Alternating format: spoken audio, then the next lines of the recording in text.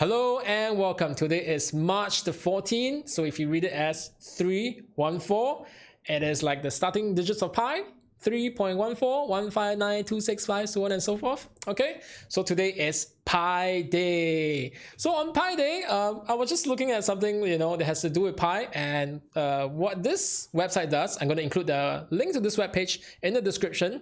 What this does is that it searches for numbers that might appear in the decimal places of pi. Now, all of you should know by now that pi is an irrational number, so that means that it has infinite number of digits in its decimal places, and these digits don't really repeat. They don't have a fixed pattern. It's just random numbers all the way. Okay, and in this string of random numbers that goes on infinitely, say if you look at the first 200 million of them, would you be able to say find your birthday in that 200 million numbers, right? And in the exact same order, right? So I just thought, my son's birthday is coming up. Maybe let's try his birthday. It's the 20th of March, 2020. And it happens that his number, right, 20032020, does occur. And it occurs this way, right? If you can see, there are some numbers that's really random, and then his birthday appears here, all right, in the middle of a string of really random numbers. Okay, so in fact, this string occurs 2 times in the first 200 million digits of pi. So you might want to try this out for yourself. Say if you're born on the 11th of November 2011, right? You can also check, where does your birthday come in terms of in the string of random digits that goes on forever. Okay, so what are we doing today? Now that got me thinking, right? What if all of us try to put in our birthdays into this thing and search what are the chances that we are all going to find our birthdays in the first 200 million digits of pi. And as you know it, we are going to use programming to do this today. Now, usually I will use the browser version to write some Python code, but today I can't do that because to use that I had to pay, I think, money to use some certain tools. So I instead use my own editor, right, to write some codes. One of the main things that we need to do this experiment today is this tool called Selenium. And you can see I'm actually importing a lot of tools from Selenium. Selenium allows us to interact with the browser, type things inside the text box, press enter, and then search certain things. That's what we need to use Selenium for. Okay, so it is quite a complicated process to actually install this. If you're interested, so let me know if you're interested to install this. I'll maybe tell you how to do it. Okay, so first of all, our first challenge is to come up with birth dates. Okay, so I had to write a program to randomly generate birth dates. Okay, so what is the problem? I had to take a date that's like this, 20th March 2020, and turn it into 8 consecutive digits, right? In this case, it's 20032020. How do we do that? Okay, how do we come up with random numbers? So you can see from over here, what I'm going to do is, first, I'm going to call this thing year. Okay, and the year is going to be a random number that the computer will choose from 1922 to 2022. So I'm just going to use the birth dates of people who are up to 100 years old. So if you're 101 years old, I'm sorry, I didn't include your birthday inside here. Okay, so next we're going to have the month. The month is going to be a random digit from 1 to 12. And then for the day, it actually depends on the month. Because, for example, if the month is February, if the month is equal to 2, right, the number assigned to the month is 2, that means it's February. February only has 28 days, right? So the day that I generate will be 1 to 28. Okay, for those of you who are leap year babies, I'm sorry again, I have to exclude you because it's too complicated.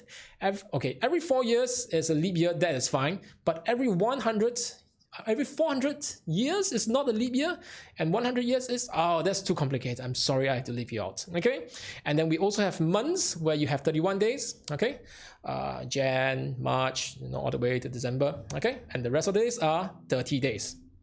Okay, so next I am going to actually add all these numbers together. I'm going to take the year. Okay, I'm going to add it to the month, but before I add it to the month, I'm going to add 4 zeros to the back of the month. Okay, by multiplying by 10 to the power 4. And I'm going to add the day, but before I add the day, I'm going to add 6 zeros. Why is that so? Okay, so here is the day, 20th. If I add 6 zeros, it will look like this. If I take the month, which is March, I add 4 zeros, and finally the year, and if I add it all together, I'm going to get, you know, the 8 digits that I want.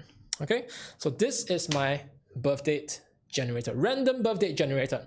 Okay, and then next, back to the code very quickly, just to run you through. Okay, I'm going to do this 100 times. You can see a for loop over here. I'm going to do this 100 times.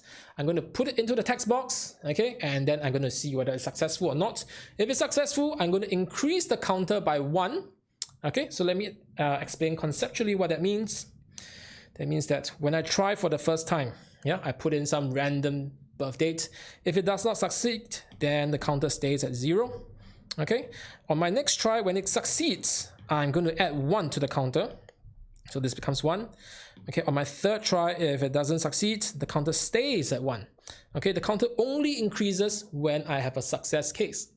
Okay, and then by the end of 100 tries, I want to know what is my total success count, because I just need to take the success count, divide by 100. That will give us the percentage, right? The probability that all of us will find our birthdays in the 200 million digits of pi. So are you ready? Let's go ahead and run this code. Okay, but before I run the code, I just want to close this browser so that it does not become very confusing. So let's go. So you can see the computer is putting in random numbers into the text box and checking, put in, check, put in, check, put in, check.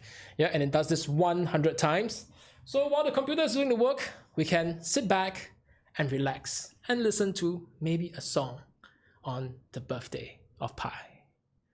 Happy birthday to you. Happy birthday to you. Happy birthday, dear pi. Happy birthday to you. Okay, yeah, better make sure I practice before my son's birthday. And this is the part where we fast forward the video.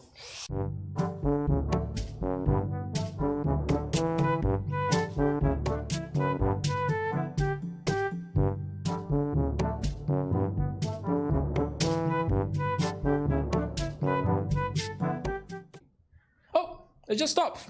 Okay, so now that it stopped, it means that we are ready to go and check our answer. Let's go back to our programming environment.